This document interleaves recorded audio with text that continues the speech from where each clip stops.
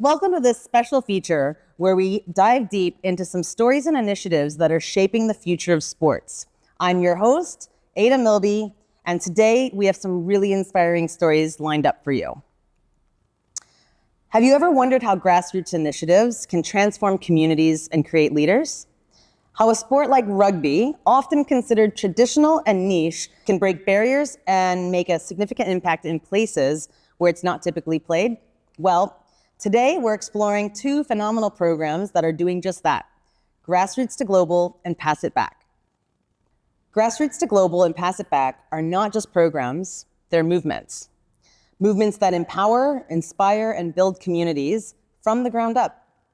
They focus on developing women's rugby leaders and fostering rugby communities in regions where rugby isn't typically played. From the villages in Southeast Asia to the urban landscapes of Turkey, these initiatives are changing lives and redefining the game. In this episode, we'll hear from two women who have risen up through leadership roles from these programs, and we'll learn about the challenges and triumphs they faced along the way. We'll delve into how these initiatives are making a difference, not just on the field, but off, as well as creating opportunities for education, leadership, and community development. So whether you're a rugby enthusiast, a sports lover, or someone passionate about community development, this episode is definitely for you. So sit back, relax, and join us as we journey from grassroots to global through the power of rugby. Our first guest is Hatice Kübra Yilmaz from Turkey Rugby Federation. Hatice's background is in international relations and has a particular interest in sports diplomacy, and she led the Grassroots to Global Forum in Turkey not long before the devastating earthquake of 2023. She's also been named as one of 2024 scholars from World Rugby and Capgemini's Executive Leadership Scholarship, and also recently got a scholarship to get her PhD in Women's Rugby Leadership. That will start in October. Joining her is Angela Camille AC San Juan.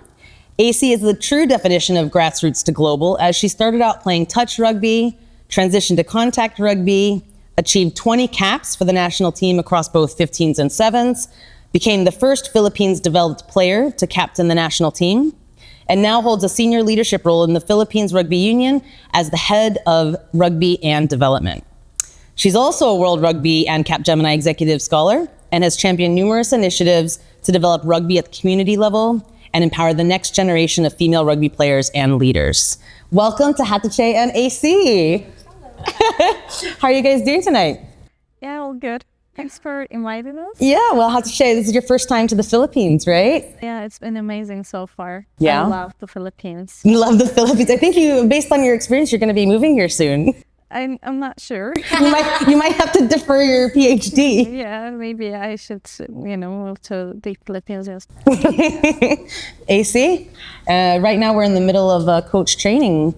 How are you managing with all the things that are happening around right now? Managing all the different requirements for the work. I just love going back to Negros. So Negros Occidental always have like this special place in my in my career, because we started our program here, and it's always good getting back here and meeting all the coaches and eating all the food. And eating all the food. Negros food is really good. Yeah, I need to try the cake. Yeah. We are in the sugar capital of the Philippines, so you've got to try the cake. So now that we've talked about where we are, let's talk about where you've come from. So this question is for both of you. Can you both share a little bit about how you first got involved with rugby and what attracted you to the sport? So, as you also mentioned, I have always had a huge interest in sport diplomacy, and I've always wanted to work in sports, but I didn't know which one. So I saw that job advertisement of Turkish Rugby Federation. They were looking for an international relations specialist, and then I thought I should give it a try. And as I got involved, as I started for the union, I felt so attached to rugby that now I'm doing my PhD on women's leadership in rugby. So it's been amazing. I got to meet amazing people from the international community, and I just love how rugby is more than sports, and how it can actually impact the communities and the people in in the best way possible. So it's been truly inspiring for me. Yeah, and I think we're going to talk a little bit about that later, especially some of the impact that has happened in the communities in Turkey and and AC, what about you? Tell us about how you got attracted to rugby in the first place. Where did you start? Yeah, I've always been involved with sports, like a lot of sports. When I grew up, I'm into like badminton, volleyball, table tennis, softball, everything. And then in university, I just got like involved with touch rugby, which is like the modified version of rugby. And then because of that, I got exposed to rugby games. So during that time, it's only like mostly here in the Philippines. It was mostly expatriates who are playing the game. And we only play during the halftime of this game. We play touch rugby during those times. And I got interested because like it's a different kind of sport. Like it's not like what we used to grow up with, like basketball, volleyball, and also like I met like really interesting people in the community. Like I met like some of my best friends, most of my best friends within the rugby, like within my teammates. So I really got like interested, and also like the adrenaline of the sport, like playing it, like tackling like people, like double my size. It's really like so fun. And then eventually I got into playing for the national team. I also got into coaching, officiating, and now like I'm working for the Philippine Rugby Football Union, which is really great because like it gives me more like network to give more impact to the community. So it's really like interesting journey. Yeah, and actually, if I'm not mistaken, you're going to be traveling as part of your World Rugby Capgemini Executive Scholarship Program. You're going to be building that network as you travel to Brazil pretty soon, right? Yeah, that's the farthest I'll like travel like ever in my life. That's the farthest travel I've been to. I will be to. Like that's gonna be next week, so I'm gonna be flying out next week. Yeah, super cool. Very excited for you. And AC, of course, you and I have had many memories together as teammates, as colleagues, and in many different capacities. Can you start maybe by sharing a little bit about one of your early experiences and how that journey has influenced your leadership style?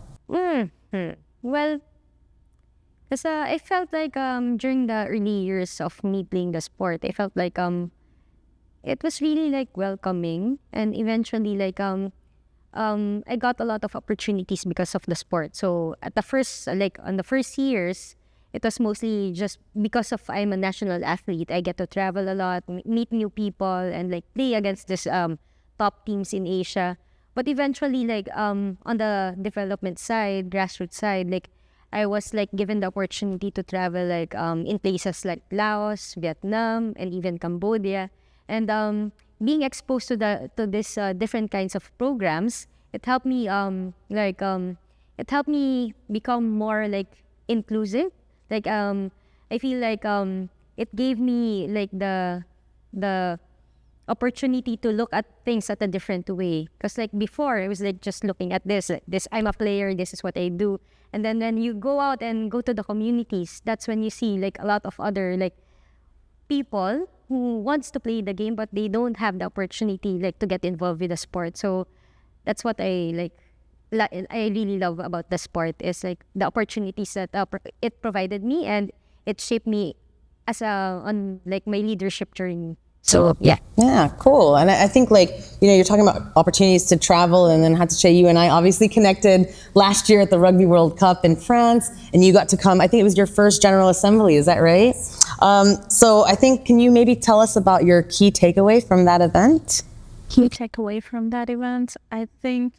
So as you said, it was my first time at a World Rugby event, General Assembly, and the first thing that I realized was that there were a very few women, and I thought, so the very first thought that I had was that we need more female leaders in rugby. That's for sure, because I know great women working in rugby, and I think that they should be given more chances and opportunities to become great leaders, just like men.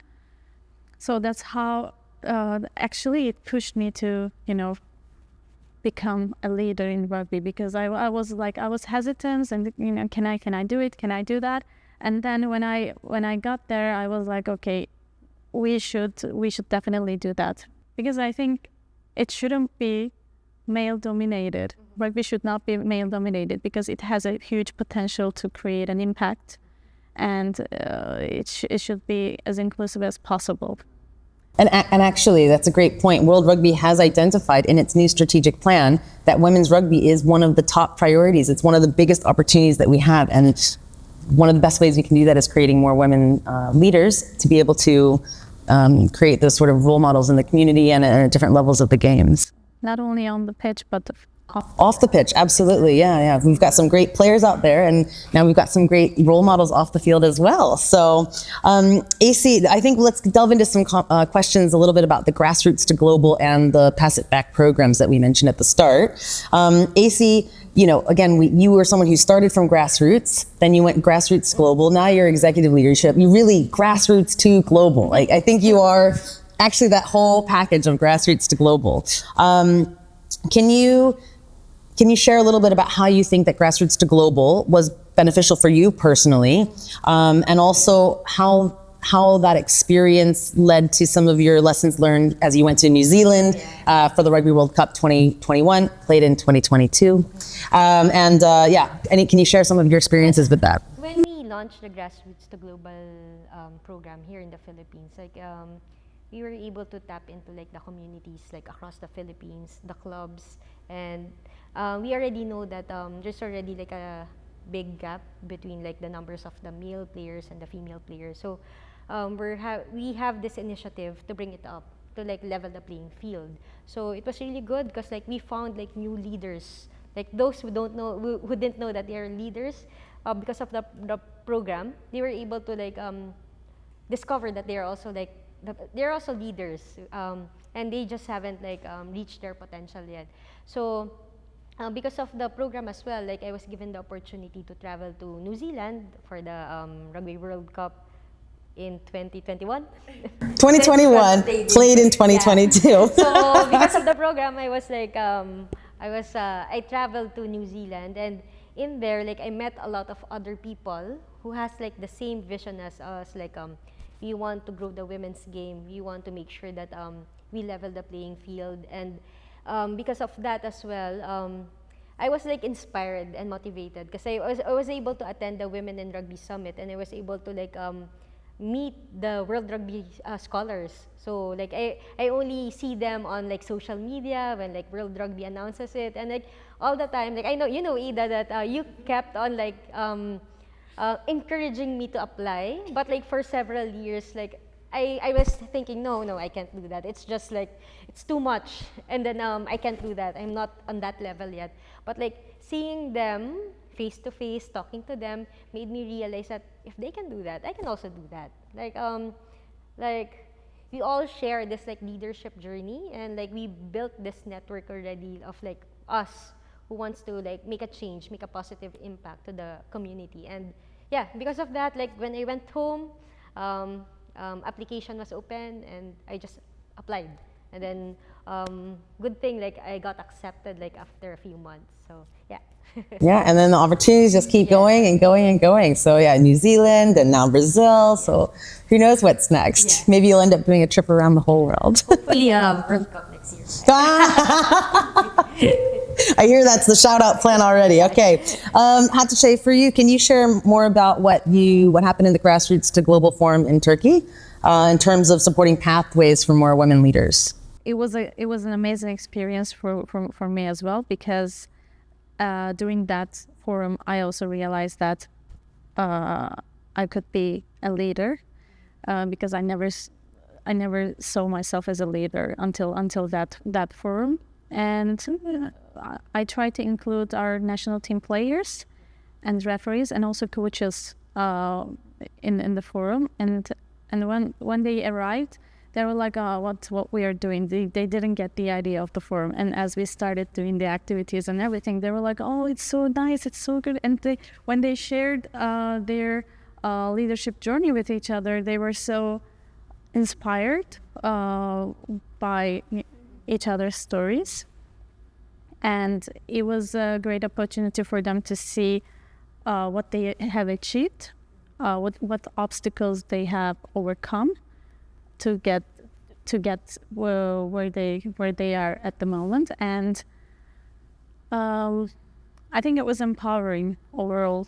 Yeah, And it's interesting. Like, I'm hearing both of you talk about, like, from the Grassroots to Global Forum, I realized I was a leader, and other people who attended the forum realized that they were a leader. And it's a really cool story to be sharing specific to Grassroots School, because I wasn't at the one in Turkey, but I attended one here in the Philippines, and it was just seeing women coming together and building that network, and you kind of realize, like, oh, actually, I am a leader. I don't have to be leading a whole union or a whole federation to be a leader in my community. So, And also, I think it was important to talk about different types of leadership, because we all have that one specific definition of leadership that is it's like so an image, this traditional. Yeah, image, this right? It image. must look, the leader must look like this, Exactly. act like this. Yeah. And I was like, no, I'm so naive. I'm not so dominant. I'm not. I can't lead people.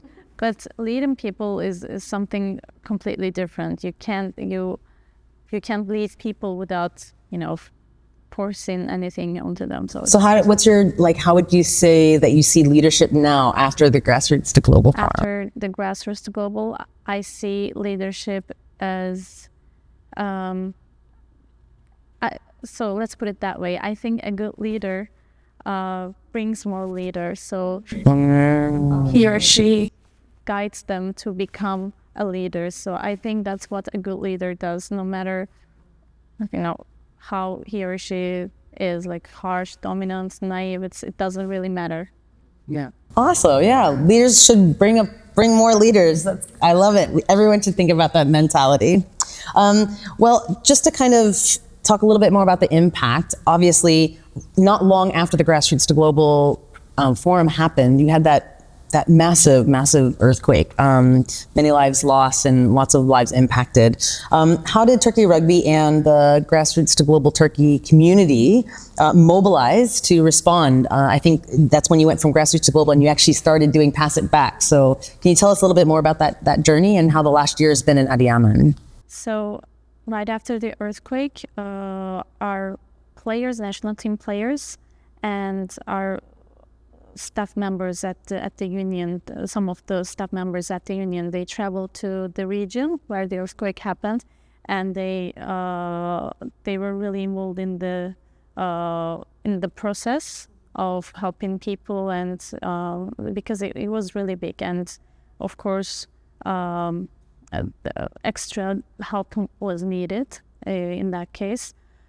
And then World Rugby, I think they did publish something about how Turkish national team players helped during that period. Yes, and then thanks to the connections that I made through Grassroots to Global in ChildFund Rugby, so we were talking about how we can help those people, what we can do, utilizing rugby somehow to relieve the pain of those people.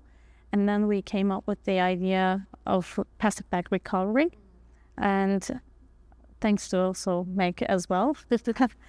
And we started Pass It Back recovery in Adiyaman. Adiyaman is one of those cities impacted by the earthquake, but it was actually left alone somehow compared to other cities impacted by the earthquake. So that's why we specifically chose that city. And then we started Pass It Back, and I actually was not expecting it to be that sustainable, because it's been more than a year and we are still delivering the program. And this is our third season, and a rugby club was formed in Adiyaman. So before that project, there was no rugby at all.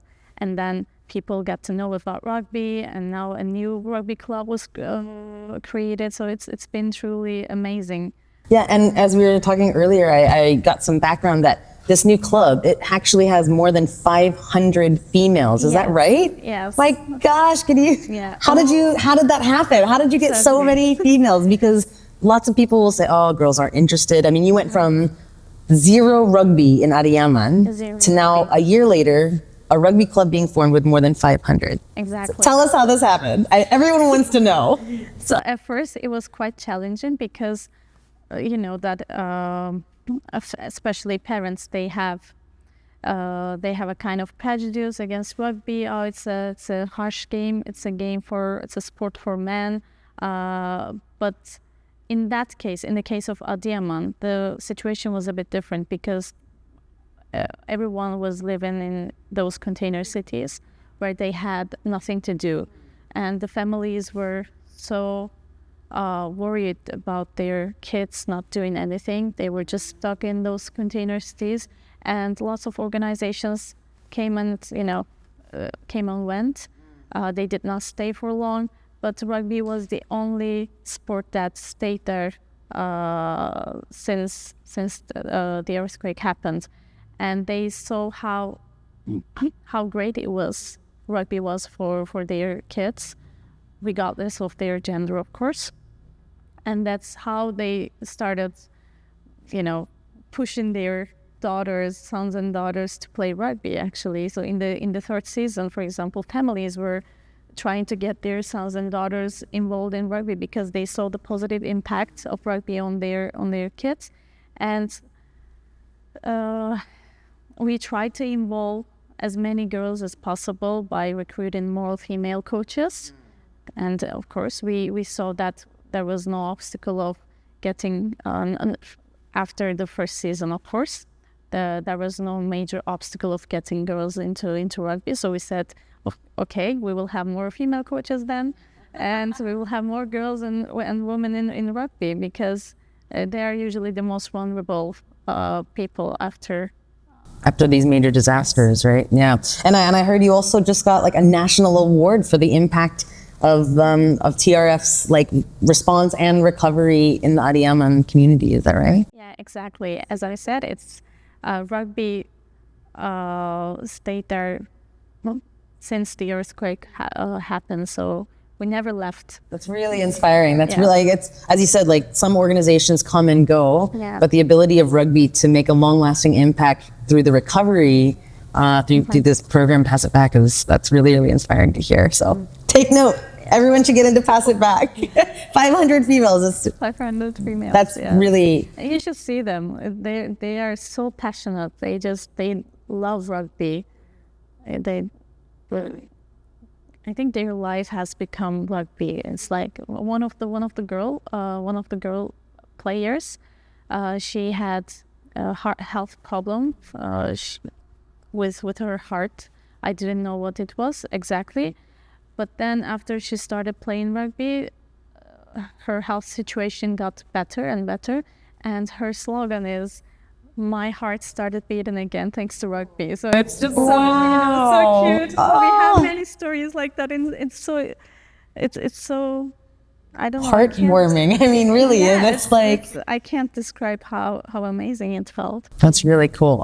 Such good stories. And I know AC in the Philippines, there was also Pass It Back was a response to the typhoon that happened here in Negros Island, Typhoon Rai. So can you talk about how the response was here in the Philippines from that?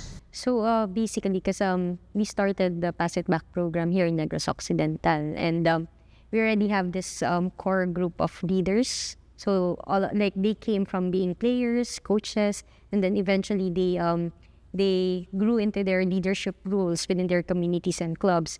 And when this happened, this typhoon happened. Actually, it's not just in Negros Occidental, but also like parts of Cebu and like around the Visayas area. And they are the ones, the leaders, and all of them are females. They initiated this donation drive, this initiative to help those affected by the typhoon. And I know, like, from what I remember, like some of these players, some of these affected are players of the program, and they went out and like they gave out like the donation goods to these communities, and like in a way they showed that the rugby community like are value is like our rugby value is solidarity, and like when something happens, like we all have each other's backs. So it's really good. It's really good. Like the community in Negros Occidental, the rugby community, they went out and really made the effort to like support those who affected by the typhoon. So. And Pass It Back has been here since 2017. Yeah. So I think in Turkey, it's kind of a bit newer. And so I think it's interesting to see like the development of, as you said, coming through players and then as coaches, how that leadership has actually gone on to create an impact in the broader community. AC, this is the first time you two have met, right? Here. and I have to say this is your first time in the Philippines. So AC, what is it like to be hosting TRF Turkey Rugby here this week at the coach training? Of course, it's a pleasure to have like to have this guest Hatice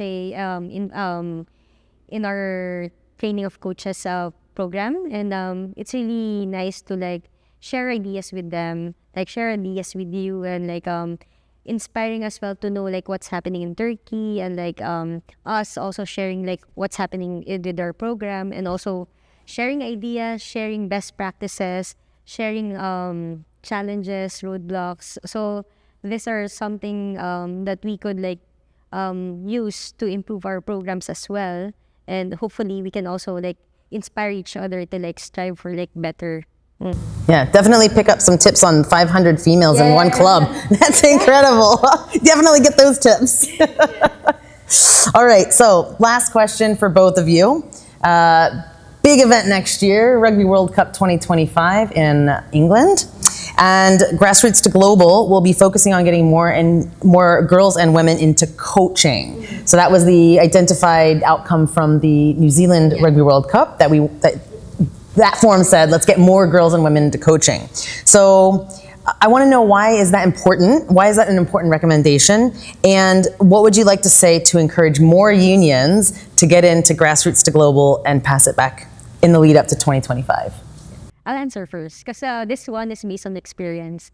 Because when I started rugby, like when I started being exposed to rugby, I only saw like male players playing the game. Like there's no female players, there's no female coaches, there's no female match officials. So for me, like at first I didn't find the community like welcoming, because like I can't see anyone who looks like me, or like any other females. But like eventually when there started the reunion started like this recruitment drive for more females playing the game, and then I saw like female coaches, female match officials. I also had like female mentors like Ada. Yeah.